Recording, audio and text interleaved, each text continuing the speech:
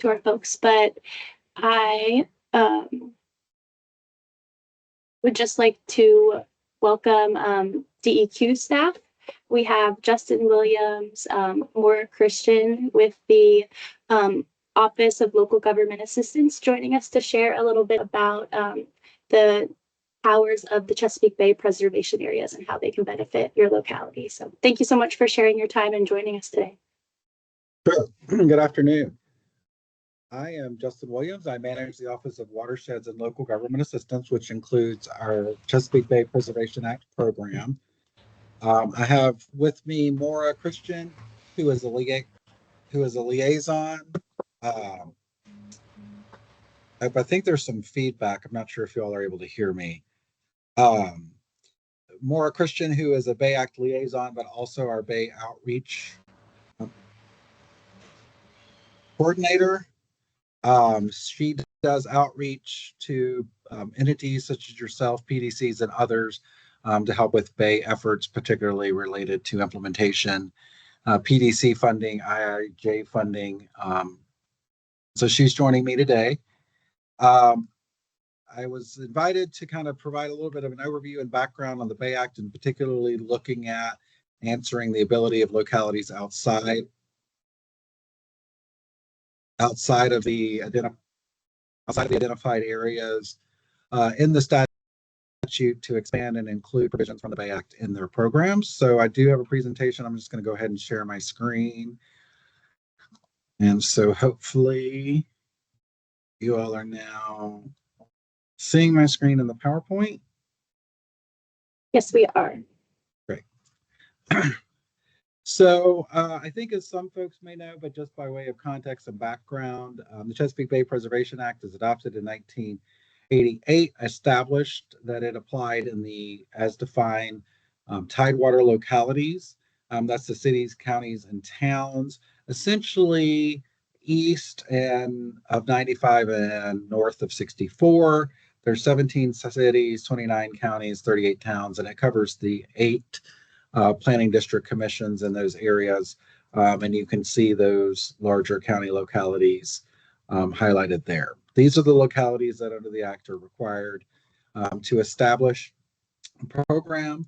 The Act overall had the goal of recognizing that healthy state and local economies and a healthy Chesapeake Bay are related, and balanced economic development and water quality protection are not mutually exclusive.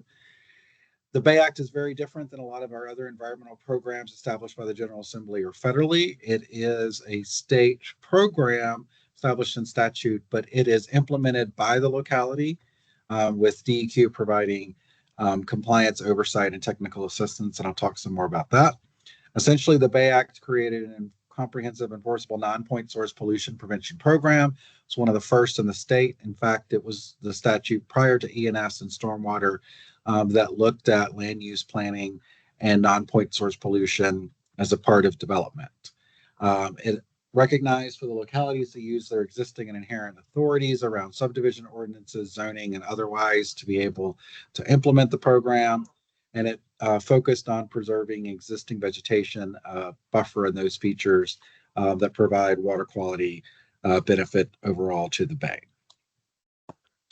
So as I mentioned, the framework does establish that DEQ has oversight with locality implementation. The localities are the ones who actually adopt the programs and implement the day-to-day reviews and approval. So we do not have direct oversight of any individual projects, approvals, or reviews. But we do conduct compliance reviews of a locality's program holistically, provide technical assistance, and if available, from EPA financial assistance, and of course, develop regulations and guidance for those localities implementing.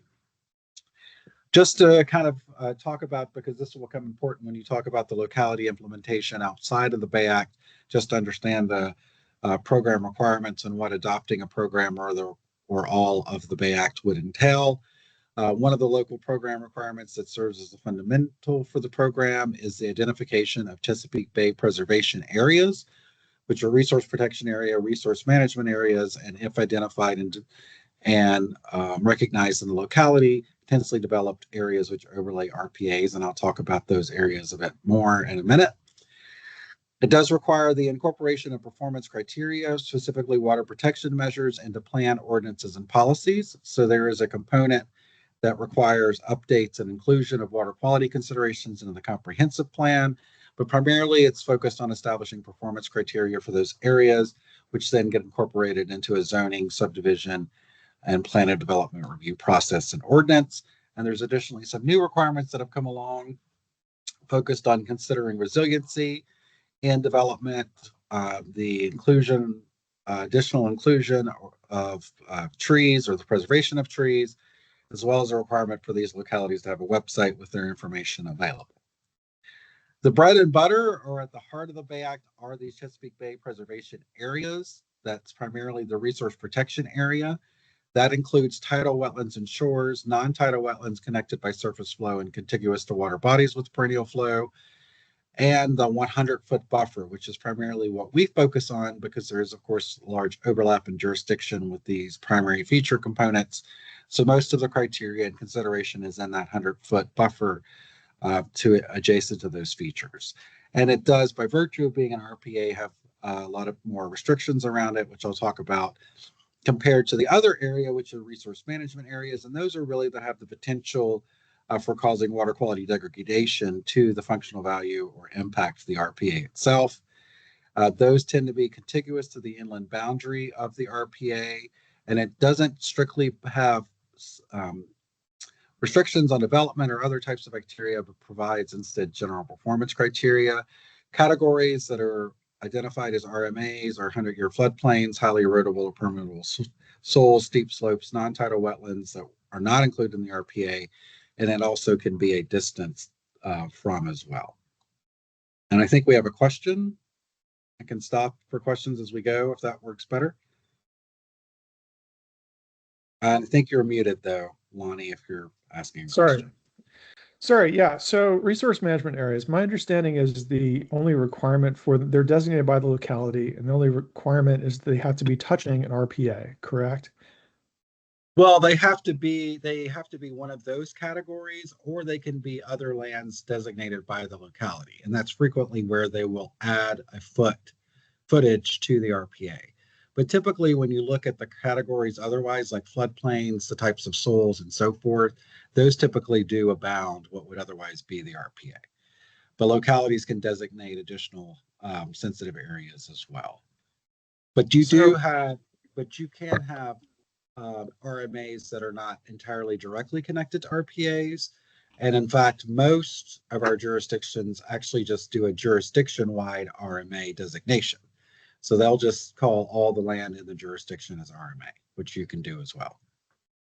So to get to the point of one of my questions, so let's say that, because the RPA is inside the well, in the image you show there, you have the RPA inside the RMA. If someone was to, let's say, remove a stream, through a permitted process to remove a stream that was in RPA, the RMA would still remain, correct? Because it's not technically bound to the RPA, but it's associated. Correct. If it still met the features or the designation by the locality, it would stay. If the locality or the designation was based solely, for example, by virtue of the distance from the edge of the buffer or RPA, then if there's no longer RPA, then that edge would no longer exist. So there would not be the accompanying RMA. So it does depend on what's the basis for the RMA designation accompanying the RPA. So, because you could have a permit, for example, that addressed or essentially removed or allowed for the removal or filling of an RPA feature, let's say, for example, and that RPA then and buffer component is then addressed and cease to exist by virtue of that. That area could still be a 100-year floodplain, for example. And if that's included, then that would still be RMA. So does DEQ typically allow for removal of streams that are designated as RPAs, even if they're designated for protection by localities? Well, so there's a couple of different components to that question when you say DEQ allows. So the Bay Act program does not have direct oversight or requirements for management of the features. That's covered by either the Corps, the Virginia Water Protection Permit Program, and or VMRC.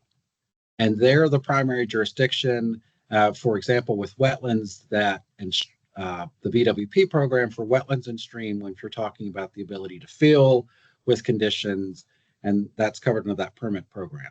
We do not supersede over or replace or otherwise,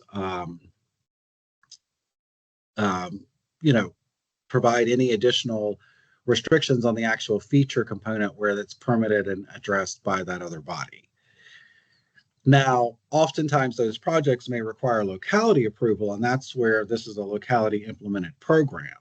And so depending upon what additional activity was being proposed in the back to the buffer, the locality would have its own oversight over that project. But the fact that something is an RPA, perhaps to the part of your question, in the VWP permit program is not a determination for permit allowance for permit issuance or not. They have their own criteria that's established for what you have to do for that program in order to receive a permit to address or fill wetlands or streams. Okay, and then going back to resource management areas, I saw that James City County had some very interesting rules about requiring a certain percentage be impervious surface. What are the guidelines for resource management areas and low impact development? My understanding is that localities can require low impact development and RMAs. Correct. So under the RMA, and we'll get to that, actually, it's the performance criteria. So let me skip ahead because that starts to get into performance criteria for these areas that will speak to that of how it's implemented. So I think everybody is probably pretty aware of why it becomes important and the key functions that buffers serve for non-point source reduction. And in fact, our regulations provide an established reduction for both sediment, nitrogen, and phosphorus as a result of the buffer. So to speak to your question, there is within the Bay Act what's known as the general performance criteria. And that specifically has the requirement that the locality adopt provisions that minimize land disturbance, preserve indigenous vegetation, and minimize impervious surfaces. Oftentimes, localities, by virtue of things around parking lot limitations, for example, canopy establishment requirements, prohibitions on removal of certain types of trees, will adopt those provisions to meet this general criteria. So while they'll say, for example, in reviewing a project that the project itself may need to minimize or reduce more of its impervious, it's tied frequently to independent requirements in their ordinance that speak to these general criteria. And that's how James City County does what you're speaking to. A lot of localities have canopy, as I mentioned, canopy requirements. A lot of them have restrictions on not removing a tree of a certain size that's in the RMA. Those are all examples of how they are demonstrating that they are applying this criteria generally to all Chesapeake Bay preservation areas. The additional general requirements is that, of course, the Bay Act and the accompanying requirements in the ENS and stormwater programs lower the threshold to 2,500 feet for ENS and stormwater review. We also require a plan of development review process. There's septic pump out requirements. So every septic pump out in the Bay Act area, those localities, is to be pumped out every 5 years with alternative drain fields and other provisions identified. There are provisions around agricultural conservation assessments, working with DCR, looking at the resource management plan and conservation plans they do. We do have a silvicultural exemption with streamside BMPs and work with forestry to ensure that those requirements are met. And then there is a requirement to have evidence of a wetlands permit required prior to clearing. Now, once you're into the specific RPA, there's development criteria. So let me back up though. Did that answer your question about James City County? Because it is because of, yeah. Yes, yes, it does. Yeah. So, and I've wondered about other things too. Like, for example, could a locality require 100-foot buffer around in their RMA around the, when a stream is buried, you have those grates where the stream is below ground. But the grate goes directly into the stream. Could a locality, for example, require a buffer around those grates to prevent sediment and pollution getting into the buried stream? Well, so the RMA has, so if part of the difficulty in answering that question is when you talk about locality authority, we talk about what the Bay Act requires. All of this is done through zoning. So we don't ever speak for a locality with their power or authority. But I guess to speak to kind of get to what you're speaking to, if it was a resource management area, they can put additional restrictions around a resource management area that are tied to those general criteria, right, of preserving, maintaining, and so forth. I'm assuming that's the connection you would have to meet. Now, how far, for lack of a better phrase, can you go out from that? That would be up to a locality's attorney, right, as to where you could set those bounds within the zoning authority and the Bay Act working together, because obviously we are a Dillon state. I'm not aware of any localities to do that. Some localities will extend and cover or address intermittent streams, which we do not. So that would be more of an example that we see. But even just the identification county-wide by a jurisdiction of an RMA is more expansive and more stringent, and localities have and can do that, and you are allowed to do that. But obviously, each scenario or each provision is a little unique because it has to operate within the bounds under the Dillon rule of both the Bay Act and the locality zoning authority. So if I'll go on to talk about the RPA criteria, if that answered the RMA provision. So this is the heart of what we do in the Bay Act program, is focusing on this RPA development, and particularly the buffer, of course, where the development's occurring. In addition to requiring that it complies with the general criteria that we spoke about, so that the development has to minimize impervious, maximize the preservation of vegetation, there's additional restrictions around it. There has to be local government approval. The allowance or permitted use or development is much more limited. There has to be a site-specific delineation or determination of that RPA based on certain site conditions. So while a locality will map their Chesapeake Bay preservation areas, for example, recognizing where there is a tidal wetland generally in the locality, once you go to proposed development, you have to have a site-specific delineation to ensure you know the extent and bounds of any RPA. And that primarily becomes important because RPA includes that, as I mentioned, connected and contiguous non-tidal. We do require what's known as a water quality impact assessment, which has to look at the effect of the runoff and water quality from the change in the buffer, particularly based on the impervious size and the amount of land disturbance, and then address or incorporate mitigation. And then really the 100-foot buffer should be retained and reestablished throughout the localities.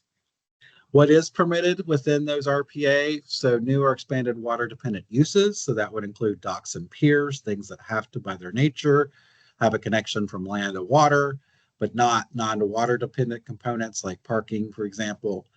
Redevelopment of existing structures. So if you had a footprint of a structure that had become dilapidated, and you wanted to redevelop it into something else, we do allow for that so long as there's no net impervious increase in cover and no further encroachment. Primary structures and utilities on pre-Bay Act lots, roads and driveways, regional flood control, and stormwater management facilities. We do exempt some activities that, of course, would occur within the Bay, within the RPA area as well, such as passive recreation facilities like boardwalks and access paths. You often see those along the waterways in the James and otherwise, historical preservation and archaeological activities, water wells, railroads, public roads, and public utilities. So typically there's a different level of review for certain modifications or development, where we do have allowances for permanent buffer modifications like sightlines and vistas, private access paths, woodlot management, for example, addressing invasive species and shoreline erosion control projects. We do allow for that with certain conditions, for example, like minimizing the extent of vegetation and removed as opposed to pruning for sightlines, requirements for a VMR C approval for a shoreline erosion control project. Those are permitted, are reviewed, and do have their own conditions as well. One of the big pieces of the components when you do have modifications or development within the RPA, as I mentioned, since the goal is to have a fully vegetated RPA to address that runoff, is to require and include mitigation for land disturbance. We have tables for both reestablishing a buffer or where you have significant land disturbance, as well as if you're mitigating for some tree removal, for example, with one of those buffer modification projects that primarily focuses on for every 400 square feet of land disturbance, there's 1 canopy, 2 understory, and 3 small shrubs that should be installed.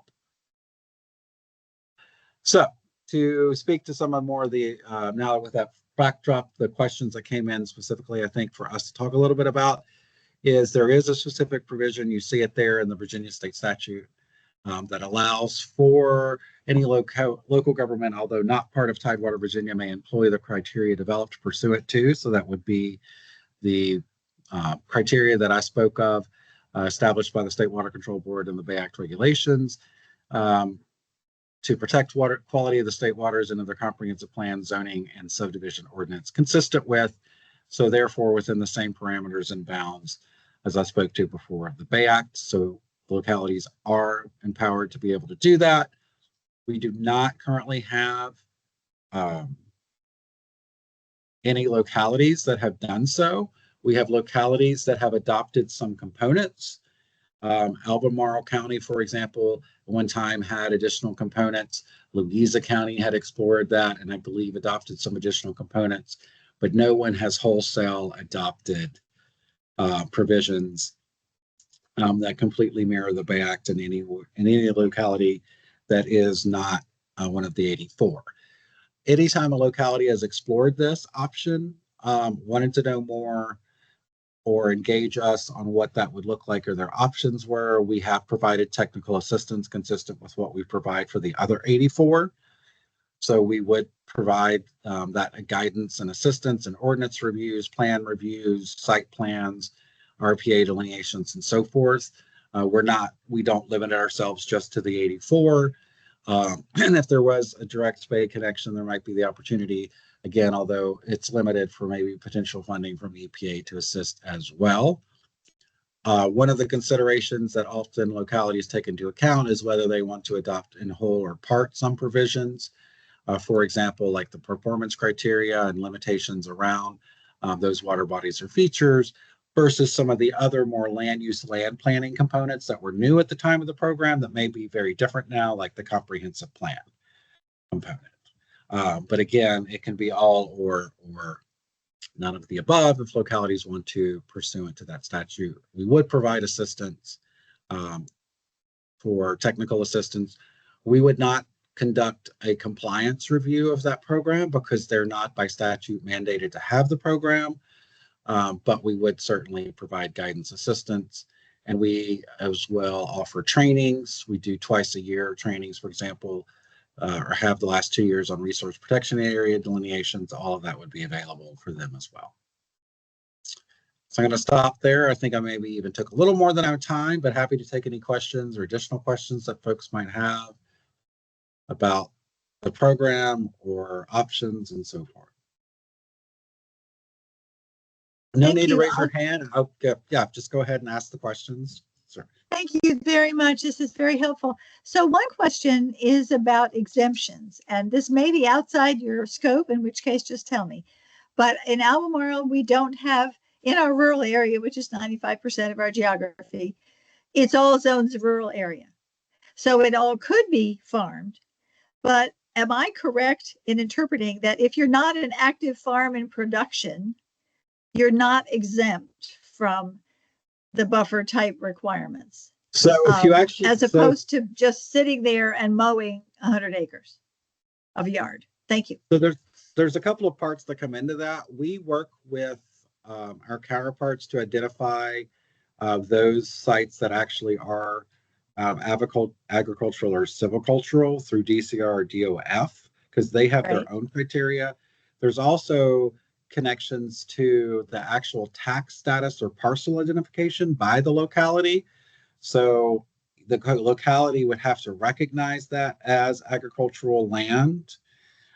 If it was clear-cutted without a connected agricultural activity, that's when we would engage with the locality and DCR, who then works with the districts to identify if it's a bona fide, because there's other, our program isn't the only thing that of course comes into play if you're talking about bona fide agricultural activity, because there's a lot of other components that the locality and DCR would be interested in relative to that. But I think the primary point there is some criteria around identification of those parcels, consistent with the locality's approach and definitions, and we do work with both DCR and DOF.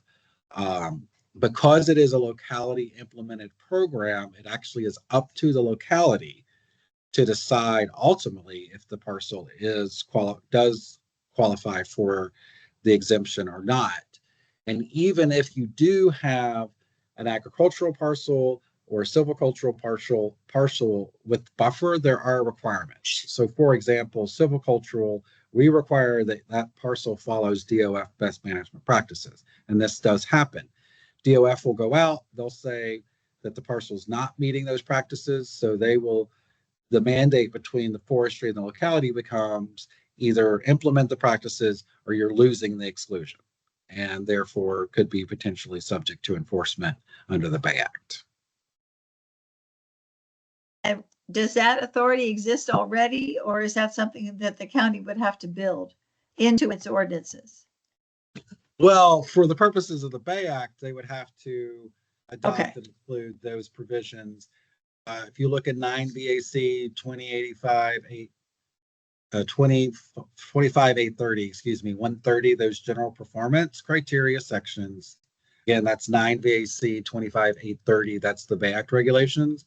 130 is the general criteria. You'll see our language for agricultural and silvicultural and the conditions around that. Okay. As my concern, as our county staff has been doing great yeoman's work trying to develop a draft for an, it's called Riparian Buffer Performance Standards. I haven't mastered the acronym yet.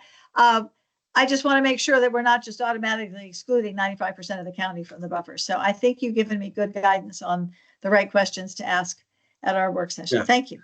And certainly, even if it's not completely designated, I mean, certainly, and we have, I think, have had conversations with localities before. If there is any ordinance attempt or program attempt with drafting, we are happy to look at that and provide feedback. And we try to focus not only on the requirements, but offer practical advice for clarity based on issues that have arisen in other localities, or highlight things that where the locality has options, they may want to consider one thing versus another. So Thank you. Great. Sure. Any other questions I can answer?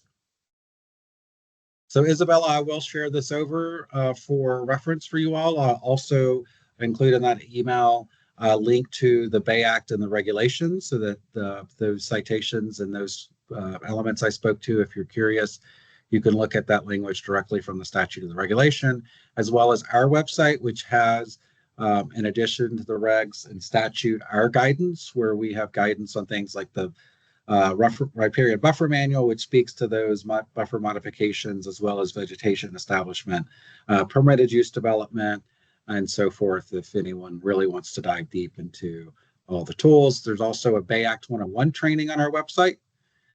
So if you want to dive a little deeper, we do have a recorded webinar that we did so that you can watch. It's about an hour that goes a little bit more in depth for the program. But otherwise, any other questions before we wrap up? Sorry, I just have one slight nuanced question. I saw in your materials you said that a permit had to be presented before disturbance could take place, even if it was permitted, right? So right. If that was, so even if someone got a permit, let's say, you know, from the Army Corps, if they went in and removed vegetation prior to presenting that, getting that permit and presenting to the county, that would be a violation, correct? Yes, they could be identified as a violation by the locality. We require, so under the Bay Act framework, there was reference to both, for example, a wetlands project. You need to have evidence of that wetlands permit prior to approval, right? And because if you're talking about impacting the feature, like I said, where it's other jurisdictional, then yes, the localities would want to see that VMRC, if it's a shoreline project, is okay, right? That they're going to let you do what you want at the shoreline before approving it under the Bay Act. And then there is that separate locality review approval that has to happen as well. This comes up a lot with JPAs, for example. So you'll go and get your JPA and provide that submission to the Corps and or the VWP. That'll have conditions, and then the project will be reviewed somewhat concurrently, but then the Bay Act component based upon any conditions of that wetland permit as well, so that those are accounted for. See some other hands. Happy to just have folks jump in if you got questions. Yes, going back to what Mr. Is that all right, Ann?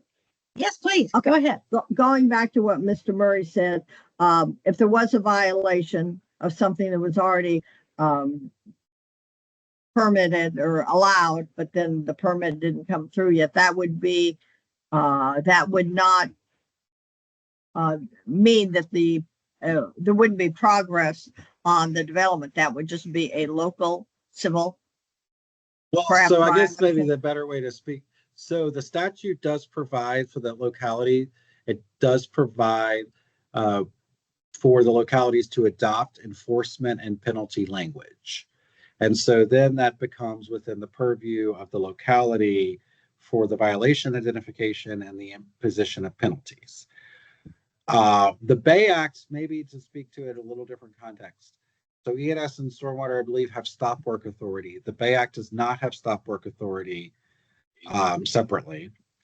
And with regards to the handling of violations and enforcement, that would again be up to the locality.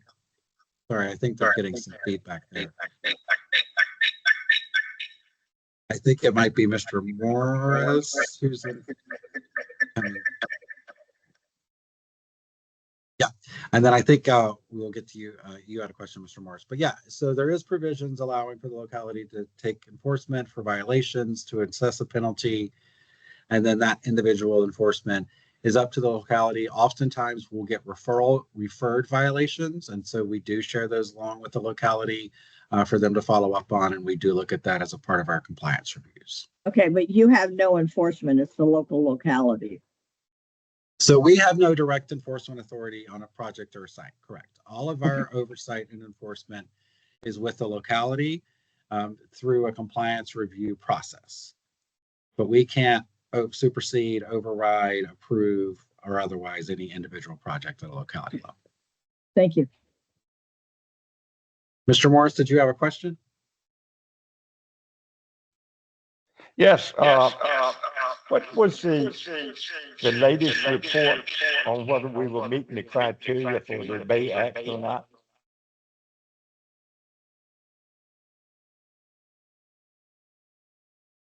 I Sorry, apologize. I did not catch There. that because of the echo. If you could repeat that. Yeah. Sorry, I can Steve, could you chat your question in the meeting chat, because we're having trouble hearing you. What was that again? Yeah,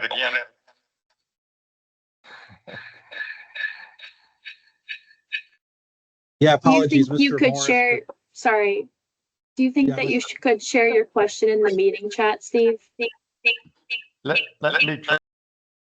Yeah, Mr. Morris, if you wouldn't mind, apologies, but I could not catch your question because of the feedback. Apologies on that. But if you have a question, certainly drop it in the chat. Happy to answer that. Is there other questions? In the meantime, I did have one. Sure. I wanted to just say thank you so much for joining us. This was highly requested by the commission, so we really appreciate you sharing your time. But are there any examples that you have available from provisions that have been adopted from other areas or aspects of comprehensive plans as kind of in a clearinghouse that's accessible? So it's not in a clearinghouse. I mean, we do have obviously the ordinances and plans from the 84 adopted. I believe we have some historical information around localities who had evaluated this. Some of you may recall, and I believe at this point it might have been 10 years ago, there was a body put together to look at expanding the Bay Act by the prior administration. And I believe there were some components of information pulled together there. But if you want to see example language, we actually have on our website a model ordinance that kind of lays out if a locality wanted to adopt the Bay Act, including our new requirements around resiliency and mature trees and trees preservation, what that language would look like. And that's probably like a good starting point. It doesn't have the language per se with the comprehensive plan because that's very specific. But the comprehensive plan, we do have a checklist available of the components under the Bay Act that's really looking at water quality pollution sources, areas of concern for water quality, like where you have shoreline erosion, implementation and planning activities relative to that. And I didn't see your question yet, Mr. Morris, but if anybody else has a question.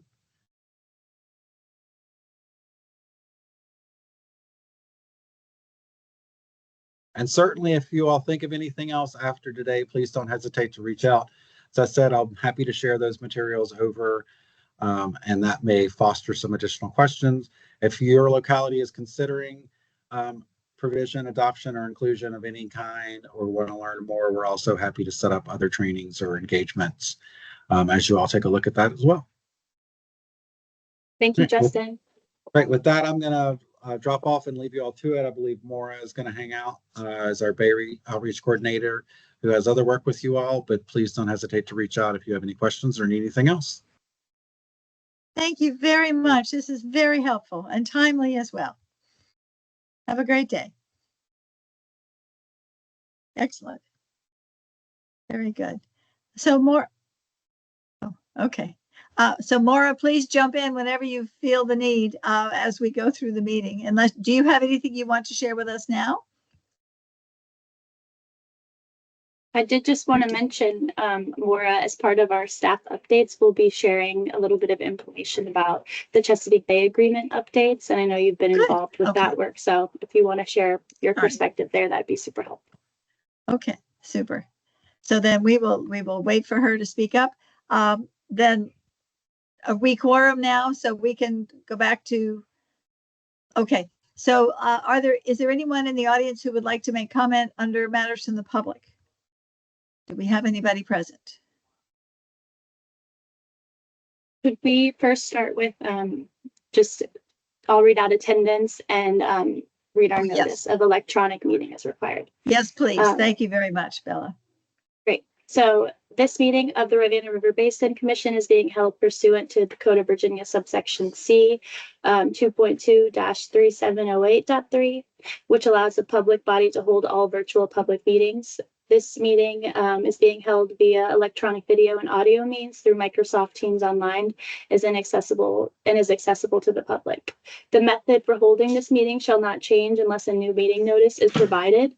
Should the electronic transmission fail, you may reach out to the TJPDC at rmrick@tjpdc.org. Notice has been provided to the public through notice at the TJPDC offices, website posting, and agenda. The meeting is held pursuant to the remote electronic participation in all virtual meeting policy as adopted by the Commission on April 10th, 2025. The meeting minutes will reflect that the meeting was held by electronic communication means and the type of electronic communication means by which the meeting was held. A recording of the meeting will be posted at www.rivannariverbasin.org within 10 days of the meeting. And for attendance, Ann Malik. Here. Ela Pisto Kirtley. I see you here. Perfect. Lonnie Murray. Here. Lloyd Snook. Here. Michael Payne. Jason Halbert. Timothy Hodge. Here. Tony O'Brien. Here. Reese Peck. Here. Davis Lamb. Francis McEwen. Steve Morris. I'm always having trouble with this audio, but we know you're here, Steve. And Aaron Mills. Here. And just as a reminder, during the votes, we'll need to have your camera on, as that's how this quorum is established through our electronic meeting policy.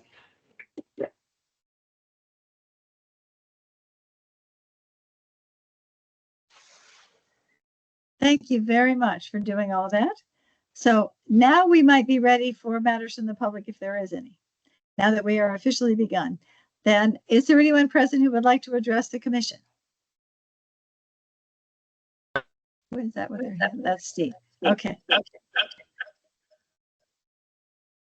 Isabella. I'm here. Yeah. I was just having problems with my mic unmuted. Thanks, We Steve. got you. No problem. Thank you. Very I'm just good. gonna, excuse me, I'm going to say something. I'm wondering whether or not Steve has any other electronic devices turned on except for his computer. And if he does, that could be the cause of the feedback. The feedback's normally caused by the speakers being turned up too loud and too close to the microphone. Okay. That's a good point. And I also see, Steve, that you have joined the meeting twice. So I'm not sure if you're on a phone and on a laptop or something like that, but that might be causing some issues.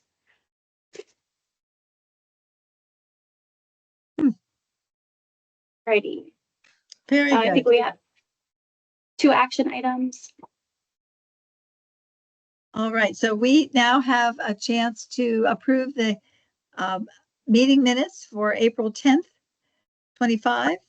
Have there any corrections or changes to be made to the minute draft that is in your packet? And if there are no corrections, may we have a motion to adopt? I move that we adopt the meeting agendas or minutes as presented. And a second as well. Second. Thank you. Very good, Lonnie. Second. All in favor of adopting the April 10th meeting minutes, please say aye. Aye. Aye. Any opposed? Aye. No opposed. We have adopted the minutes. Thank you. And we've done that. We've done that. So we have done everything there. We're down to staff updates, I think. Isabella. Just approve the agenda. That's the only other thing. Oh, that's what we were supposed to do first. All right. Well, we're pretending it's 5 minutes after 1. Are there any changes to the agenda which we need to note before approval? And if none, then can we please have a motion to adopt the agenda? I move that we adopt the agenda as presented. And a second. Second. Thank you. All in favor, please say aye. Aye. Very good. Aye. Thank you. All righty. Bella, going forward, because I'm keeps tripping over this, or the future chair may please separate out approval of agenda and meeting minutes into separate blocks, and then maybe I'll be able to pay attention better. Thank you so much. All right. Absolutely. Now I think we're ready to go down to staff updates and take it away. Bella, Alrighty. please. Let me share screen here. Okay. Skipping through to our staff updates. So I wanted to bring to your attention the current public comment period regarding a proposed update to the Chesapeake Bay Watershed Agreement. Local government leaders are crucial partners in the restoration of the Chesapeake Bay watershed, and the program partnership is revising this agreement, which is a roadmap to protect the Chesapeake Bay watershed, and it's critical. It's a critical time now to help shape the work and the future of this work. So now through September 1st, the partnership is accepting public feedback on those proposed changes, and input from local government leaders like yourself is vital to ensure that the updated goals and strategies reflect real world needs and on the ground priorities. I'll send this in the chat, but you can submit comments on the draft revised agreement via email to comments@chesapeakebay.net. It's a short 19-page document, and I encourage you to review the draft agreement and share your thoughts. You can also review the fact sheet in the meeting packet that is tailored specifically for local government leaders, and view the webinar recordings that are hosted by the Local Government Advisory Committee and Local Leadership Work Group to learn more about the specifics of the updated goals and what the changes mean for local governments. Just a little bit of background on the Bay Agreement. The original Chesapeake Bay Agreement was a simple one-page pledge that was signed in 1983. And it recognized that a cooperative approach between the Bay States, from New York to Virginia, was necessary to address the pollution problems. And then it was updated again in '87 to set the first numeric goals towards that pollution reduction. And then that's where it started to aim in reducing the nitrogen and phosphorus amounts entering the bay by 40% by 2000. And then after not reaching the goals, it was updated again in 2000 and again in 2014 to further outline the strategy for pollution reduction and other indicators. And then the 2014 agreement proposed to meet all of those milestones by December of 2025 this year, which is not on track. So this has led to an updated agreement and some shifting of those goals and milestones. The agreement's original 10 goals were simplified into 4 broader ones, which include thriving habitat and wildlife, clean water, healthy landscapes, and engaged communities. Just after a quick review and attending some of the webinars, some things that stuck out to me was that climate change as language was removed and swapped with changing environmental conditions.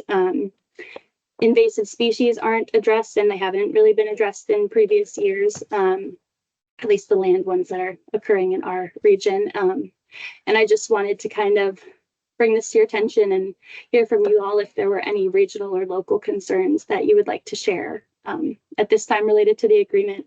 So we'll probably be sharing feedback from the perspective of the TJPDC. And I have a few resources that I'll share in the chat with links to more information and the email that you can share your feedback to. Excellent, thank you. I have reading the document on the train to Philadelphia. It was incredibly high level, and there was very little that one could comment on, which was frustrating from my perspective. But I have read some other components from nonprofits, et cetera. The scaling back of the milestones is very damaging. To go from 85,000 acres of wetland preserved as a goal to 3,000 is completely backward, going the wrong direction.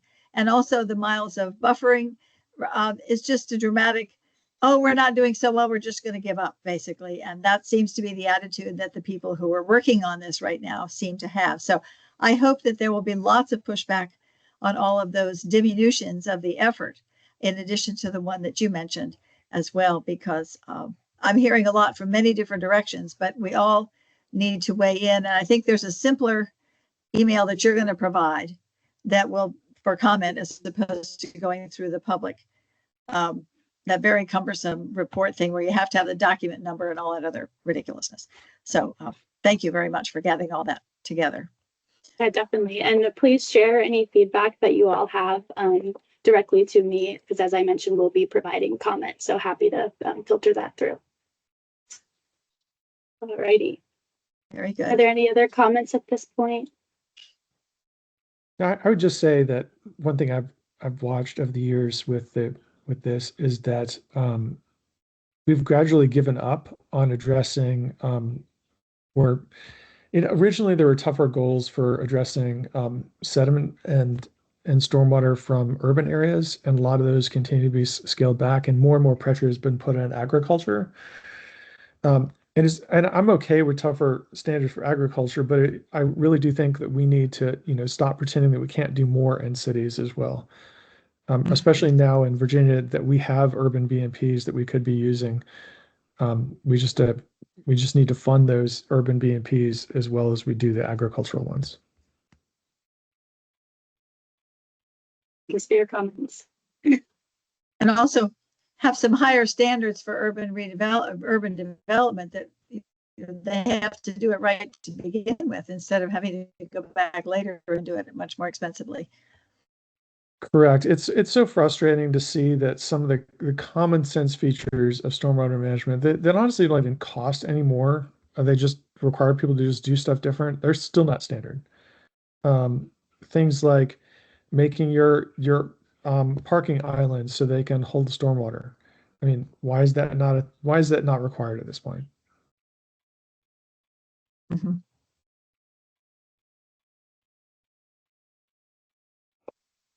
Alrighty, well, please share any additional comments you have with me. And Maura, if there's anything you'd like to add, feel free to jump in. Oh, thank you. I just reiterate that, yes, please send your comments. That's the only way that any, local perspective or regional perspective can get into the agreement. And it's not finalized yet, it's still draft form. That's what the administration has asked us to reiterate, that it's, the form it's in now is still a draft. So that's all I'll probably add, but happy to answer specific questions too about the process. It's been a lot of meetings, a lot of conversations, a lot of time, but there's still room for improvement for sure. Thank you. Alrighty, Okay. I'll move on to the rest of the staff updates. This is regarding the TJPDC's IIJA funding that was for implementation of best management practices in 2025. We were awarded about $180,000 to support 2 programs. And there were some delays in finalizing the contract just due to some uncertainties. But our contract was finalized this summer. And after making some minor changes to our septic assistance program materials, we are excited to be launching the program next week to the public and with our partners at the local housing foundations. So just as a quick overview of the program, this is a region-wide program supporting low-income homeowners at 80% or less of the area median income to fund septic system pump outs, repairs, replacements, and sewer connections. 165,000 of the IIJA funding goes towards this program, and because of the delays, the program has been extended into March of 2026, giving us a little bit more time to spend down the funds. The projected impact is 26 septic pump outs, 6 repair projects, 2 replacements, 1 alternative system design, but that can be adjusted based on the actual applicants and homeowner needs. We are partnering with our local housing foundations to take in applications from homeowners as well as to promote the program to those that they're working with. And then some of you, I'm sure, are familiar with the Soil and Water Conservation District's funding available in certain watersheds with implementation plans to support similar projects. And we have set up a formal agreement with the Thomas Jefferson Soil and Water to basically homeowners will go to their programs first, get covered what they can, 50 to 80%. And then if they qualify for our programs, can come over to us to get the additional 50 to 20% covered of the cost of those septic projects. So we're able to kind of just make those funds go a little bit further and make sure it's being utilized by both programs. And then the results are really to reduce the water pollution that comes from these failing septic systems. And you can learn more on our website there. And as I mentioned, this is really about pollution reduction as funded by DEQ. Septic systems are estimated to release 7.8 million pounds of nitrogen a year. And they're a large portion of the household pollution in our urban and suburban areas of the Bay. And many of these systems are reaching the end of their usable lifespan. There's not a lot of information about the best maintenance practices that's widely understood. And these are all private, many of them are private wells that aren't being regularly tested for water quality. And these repairs we know can be very costly for low-income homeowners when they're notified of being out of compliance.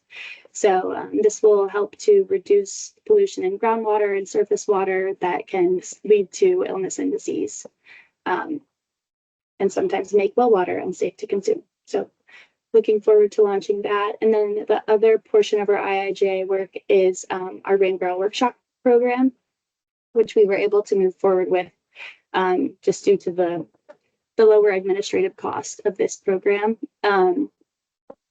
So last year we held 6 workshops across the region, and this year we were able to expand to 8, reaching all jurisdictions. And this offers valuable community benefits by promoting water conservation, reducing stormwater runoff at the household level, and residents take an active role in learning about their sustainable practices. We have lots of partners that are able to join us and provide information about local grants and other opportunities for conservation, like VCAP with the Soil and Water Conservation Districts. And there's really been a great community response. We've been able to partner with local businesses for each and every one to host us complimentary. And we're able to share resources with the public at these events. So we are on track this year to distribute over 100 rain barrels to the public. Just a small update on the Rivanna River story map. Some of you had the pleasure of meeting May Ellen Meganson at the first RRBC meeting of the year, she was a summer intern at the TJPDC supporting our environmental planning. And part of her work was supporting the development of a Rivanna River story map that focuses on the history of underrepresented communities and their relationship with the river, as well as water quality. And she worked with local historical foundations and water quality experts to inform and provide feedback on the product. And it's been shared with our regional libraries, back to the historical foundations, and a QR code will be posted on kiosks in the watershed. So I shared the link in the chat if you are interested in taking a look, and feel free to provide us with any feedback that you may have. All right, moving on to my last update, which is our annual conference. Just a little over a month away, we will be discussing critical topics of data centers, water supply planning, local flood and drought records, and our water resilience. This will be held at the center at Belvedere in Auditorium A on Wednesday, September 24th from 9:30 to 2:30. The link should also be shared in the chat, but I'll make sure that it is. Right now, we have 37 people registered to attend, and we'll have breakfast and lunch provided with ample opportunities for networking. Our marketing schedule is promotional materials. We've already had about 4 go out to our local leaders, partners, and those that have attended last conferences. And then we'll have 4 more going out to release the final agenda and remind people to register. Our Facebook is active with additional information. A press release will be going out at the beginning of September. And I shared a promotional sentence or 2 in the chat for you all if you can share the information with your fellow board members. Get them involved.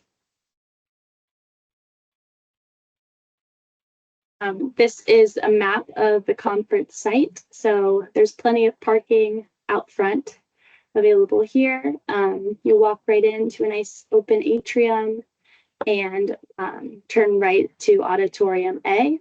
We've got nice big windows in the room overlooking a stream here. And during our networking breaks, the event staff have allowed us to access the green, which has a really pretty native garden, an additional garden area. So it should be lovely. And then just a high level look at the agenda.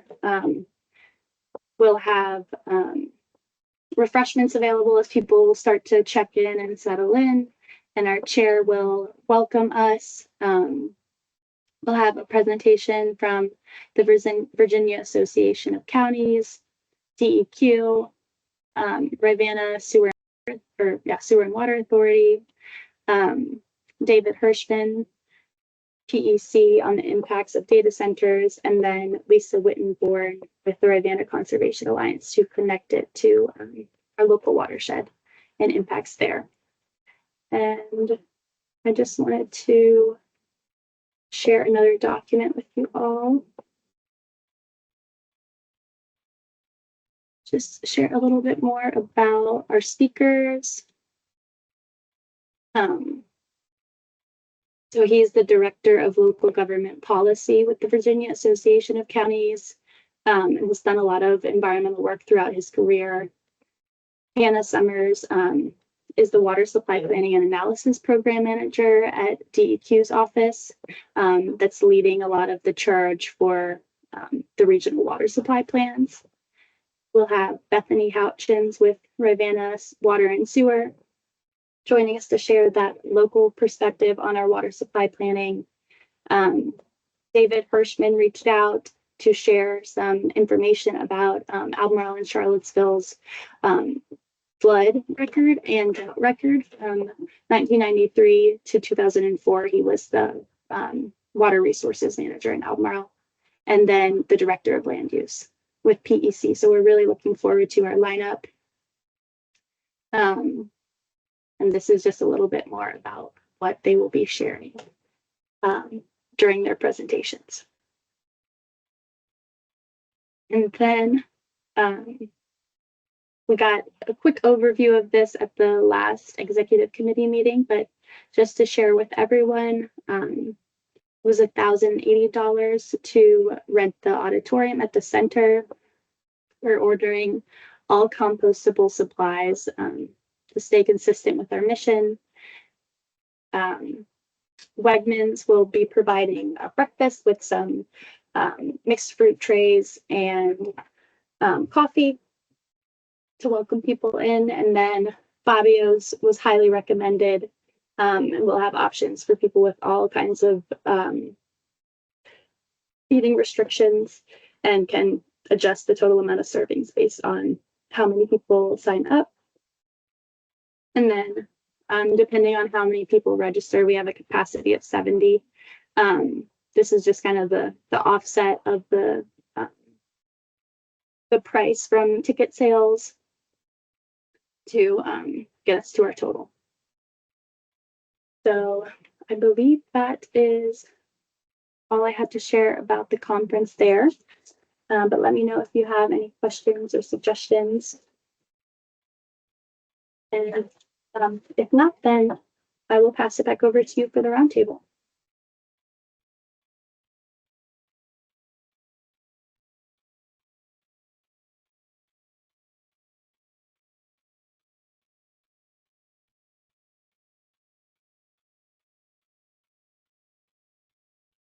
Okay, starting again, because I just unmuted myself. Is the health department already in your list of partners for the septic program? Because they often will be the ones who find that there is a failed system, and sometimes their money is used up. So I want to make sure that they are part of the loop as far as that information sharing for your grant. But I'm really grateful that you have this grant to work on. And is that ready for announcement at the meeting tomorrow, the board meeting tomorrow, or should we wait for you to do your public announcement first and then talk about it?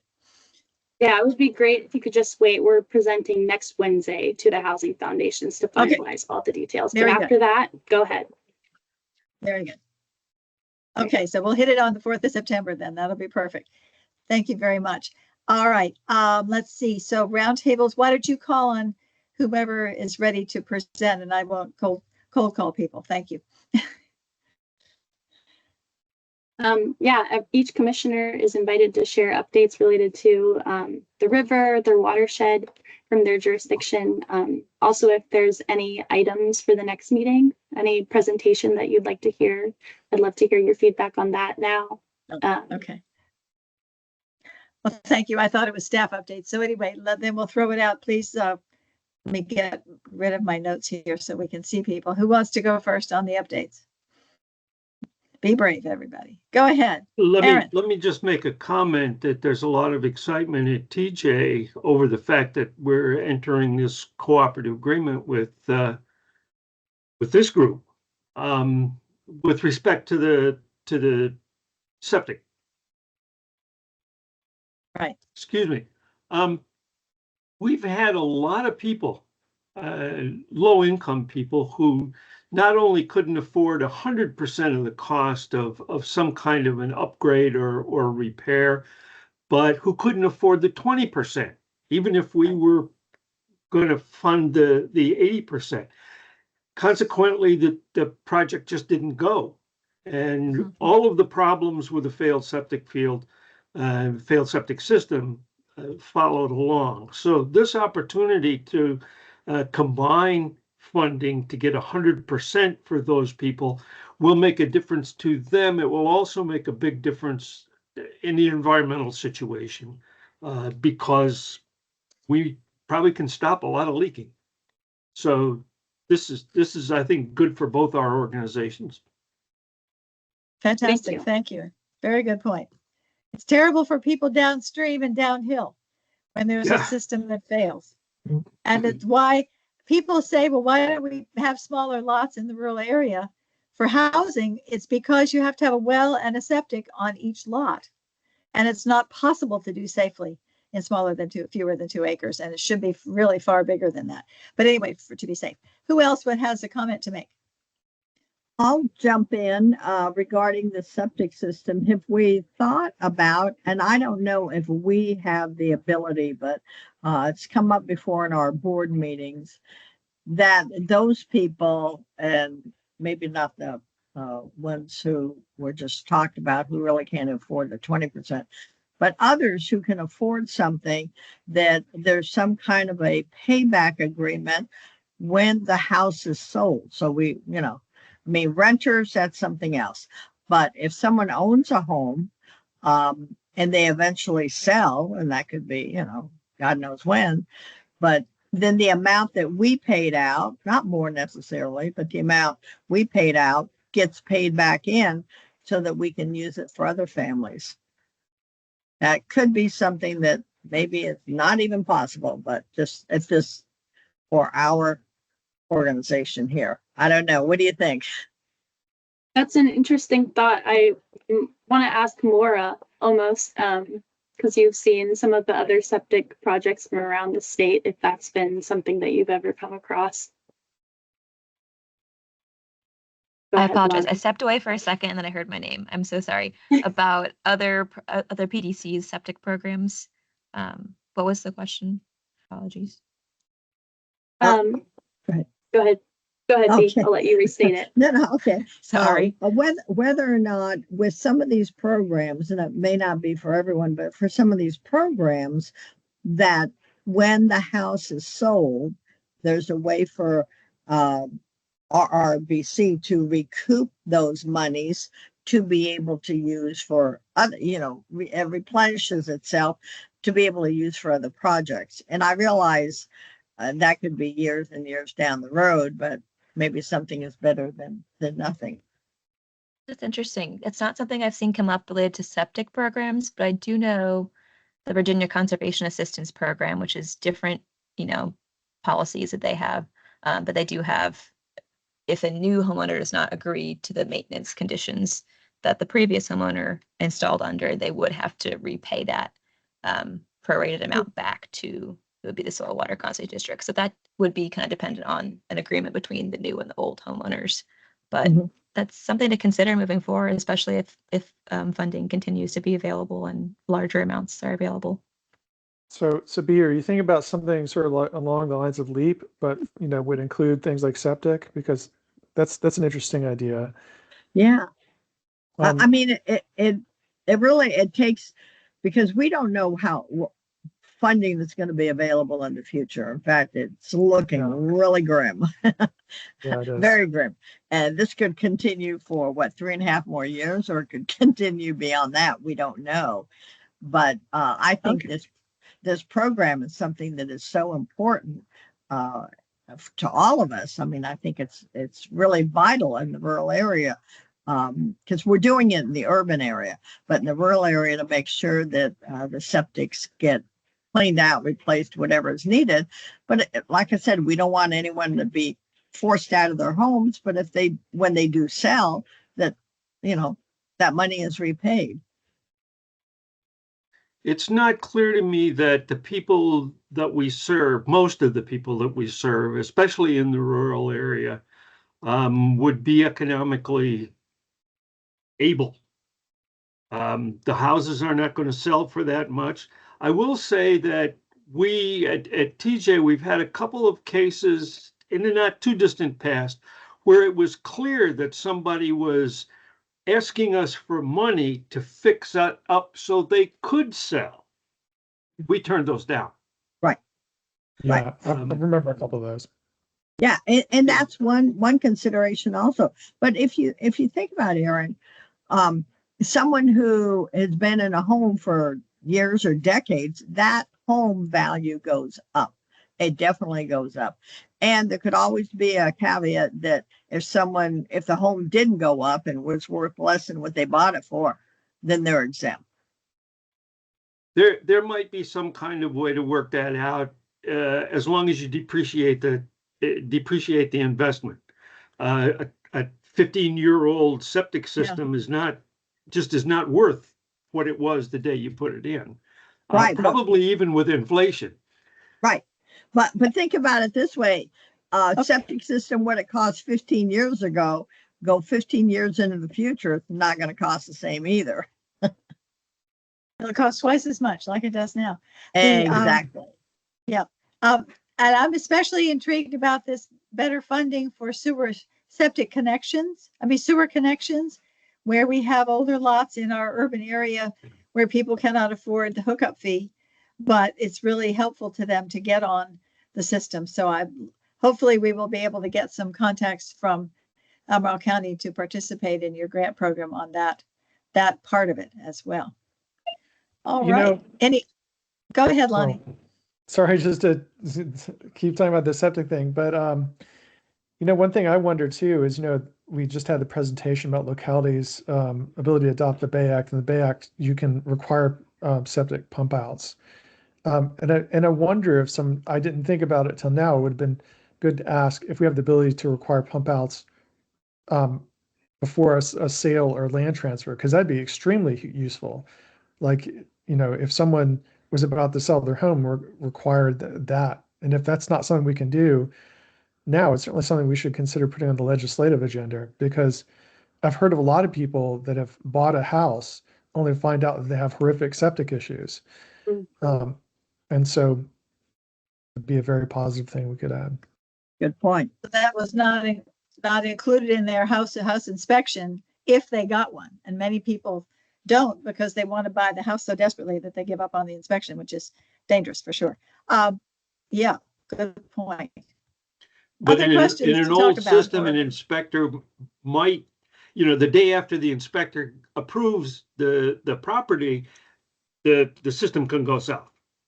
So yeah, I really like that idea, Lonnie, of requiring that when you sell a property, if it has a septic system, you have to at least pump the tank.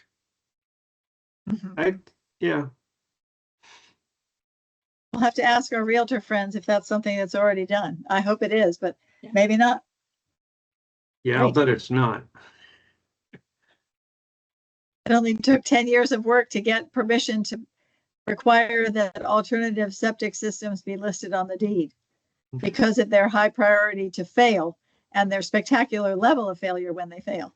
So I guess they're better ones now, but I'm really glad that at least people have a chance to be notified what they might be getting themselves in for before they buy something with a $5,000 a year upkeep maintenance charge.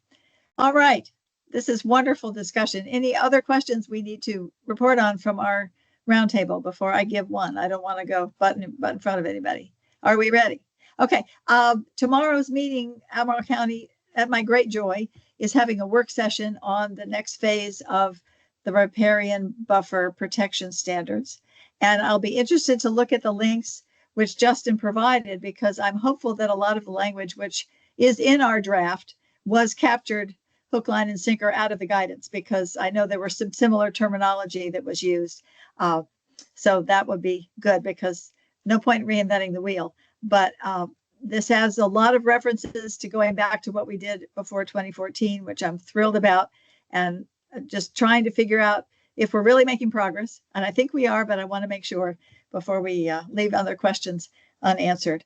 Lonnie, go ahead.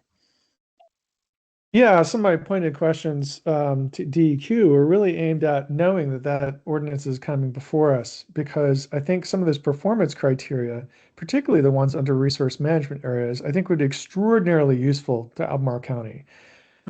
We unfortunately found out in Crozet, there's a controversial situation where a developer, well, first, people didn't acknowledge there was a stream existing at all, and people in Crozet had to get everyone to acknowledge the stream existed. Then after that long battle, the developer came along and got and buried the stream, got a permit after the fact, after they had already started burying the stream. And then we were told by the county attorney, we can do nothing about it.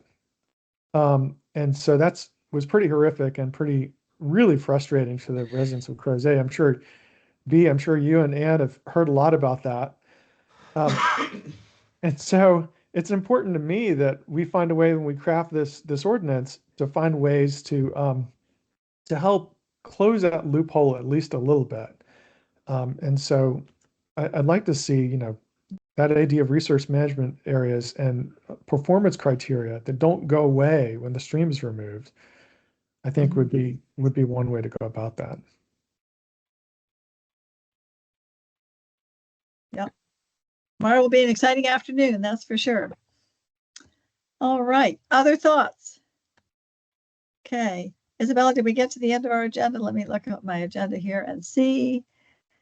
Items for next meeting. Are there any notes in process? Well, we have our conference is the next meeting. I'm jumping into December or whenever the next one would be, I guess, as far as that's concerned. Yeah, our next full board meeting will be March 17th, 2026. Oh, okay, So well, there you go.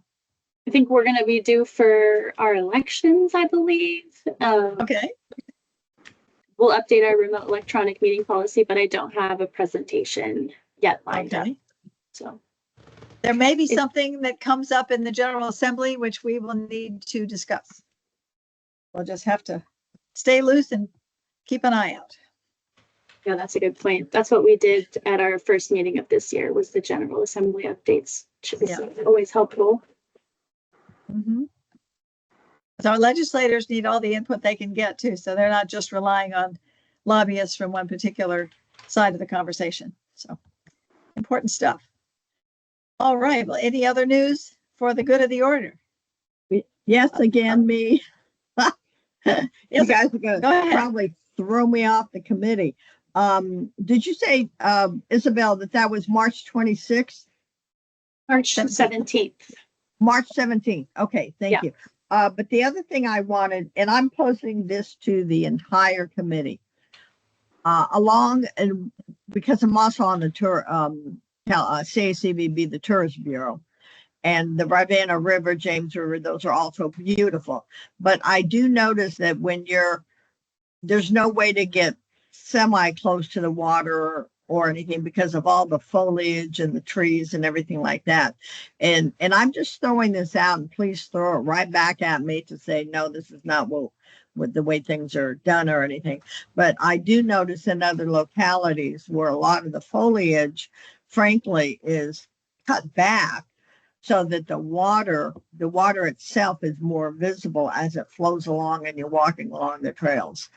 Is that something, am I way off base, guys? Because I see that in other places, other countries too. Well, that certainly is something that happens, but the science around it suggests that that does cause additional pollution into the river, because then you don't have that vegetative barrier that helps trap nutrients and keep them from going into the water. Now, I do think we should offer. Now, we do have provisions for property owners. A lot of places have them, and I think Albemarle County does too, to allow access points. So where you can as opposed to mowing a huge swath and clearing a big patch of river, you can have a smaller area where you can reasonably access the water. I think that that's certainly one way to do it. The other thing is too, is you know, I've mentioned to the county that there really it should be a native vegetative buffer, and I think the current ordinance, sorry, the ordinance that you will hear reflects this idea that native vegetation doesn't necessarily have to be a tree. Native grasses provide the same benefits as trees do, and sometimes are more beneficial. So if someone wants to have native warm season grasses, not lawn grasses, mind you, but native warm season grasses like little blue stem, that's an adequate buffer as well. Okay. Good. That's a good information. Thank you. I hadn't thought about it that way, but it makes complete sense. So what about the logs in the tree? You know, you see these large tree branches and everything in the middle of the river. Do we ever talk about maybe getting rid of some of those? Well, those actually provide critical habitat for fish and aquatic, yeah. So actually the logs are actually a good thing. So if you're, you know, if you talk to people who are like, you know, trout fishermen or other people, I mean, you know, they're actually an important part of aquatic life, that stuff that falls in. Okay. Well, you can tell I'm from an urban setting. So, okay. Thank you very much. That's all right. It's good to have that discussion. Yeah, with respect to the type of buffer, whether it's a riparian forest or a grassy area, it's almost going to have to be decided on a case-by-case basis, because soil conditions, land use up gradient from the buffer, all of those things can have some effect on it. So writing a single, I think that writing a single piece of legislation or a single piece of code might not be the best idea, but to allow by permit might be a way to go at it. Okay. So I like Lonnie's idea about native grasses, native plants everywhere, frankly. And we just updated a couple of years ago, right, Ann? We just updated our native plant list. So we're asking all developers, frankly, all developers to use the native plant list when they put in plants and trees and things. Yeah. I'm sharing in the chat now, sorry, the designs and the link to the Rivanna Conservation Alliance's design for Riverview Park, because they're doing a full stream bank restoration there. And it's a good example of how they're integrating native plants and a gentle slope to help with flooding while creating a nice access point that can protect the river in the urban setting. Yeah. Thank you. Lonnie's mention of excess points, I think the key word is point. Yeah. It's not an excess reach. It's a point. And you can do them so that you can see the water. I'm thinking of some places with high banks on the Rivanna. Or you can do them so that you can actually get into the water, but you just want to make them as small as you can get away with. Yeah. Yeah. And it's interesting, Aaron, I should send you the text that the county came up with, their management guidelines for stream buffers. It's really interesting. They have a thing like, if it's forest, we don't want you to, like, if it takes into account the current state and what you can change it to or change it from. And it's quite detailed and very, very interesting. But and actually maybe everyone would be interested in seeing what that is. But I think those management guidelines are something that's been sorely needed to give property owners guidance. Like, you can take your lawn and convert that into a native wildflower meadow, and that's allowed. If you have a hardwood forest, you cannot clear the hardwood forest and replace it with a native wildflower meadow. So there's guidance, there in the document that I think is very, very helpful. Lonnie, why don't you share the link with Isabella, and she can share it out with everybody.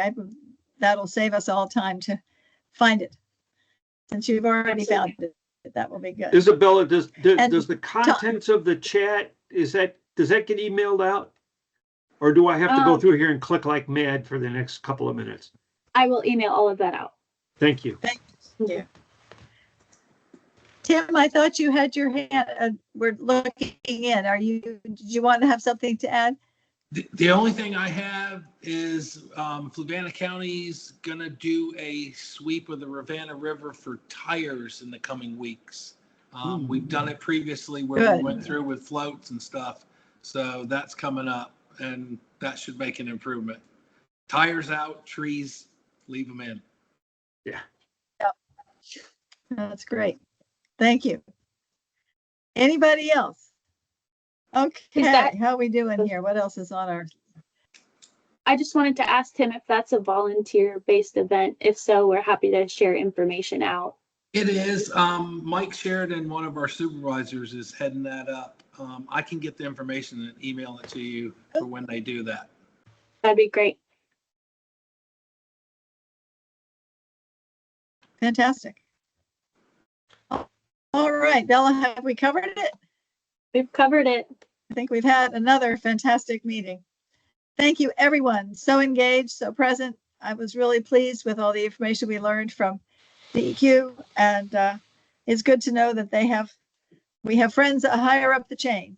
I was glad that Justin mentioned it, so I didn't have to call it out, but I will say it again anyway, is that from Michael Roband, who's the head of DEQ, when I complained to him about their permit getting in the way of a work that had gone on in the county for a long time, and he said, "Oh, hold the phone right now.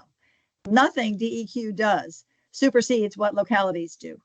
So if you don't want to give a permit, don't give a permit just because the DEQ gave one." And that was a complete change of culture from what I have been told since the 1980s. So it's going to take a while to turn that ship, but we all need to recognize that the localities are in the driver's seat on this. There are things that they will not permit, but just because they permit it does not mean the county has to. And we all need to grab onto our authority here and make it stick. So thank you, everybody, for all of your input, and let's all keep giving Isabella all her support, our support. A lot of friends to the conference in September. It should be hot. Good discussion. They're looking forward. Thank I you know all. Joe is looking forward to it. So I'm less. Thank you. He's looking forward to it.